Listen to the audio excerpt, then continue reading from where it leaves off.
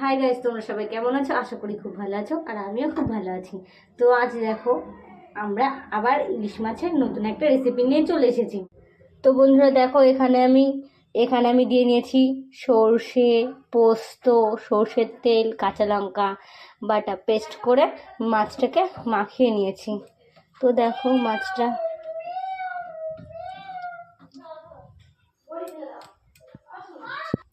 তো দেখো কড়াই গরম হয়ে গেছে, তেল দিয়ে নিচ্ছি।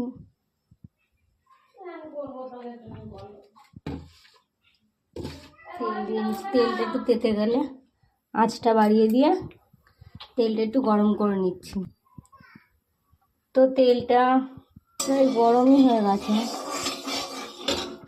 তো তোমরা যদি ভাবো যে এখানে কি কি পেস্ট আছে, সর্ষে, সাদা সর্ষে, পোস্ত, কাঁচা লঙ্কা, দুটো শুকনো লঙ্কা দিয়ে পেস্ট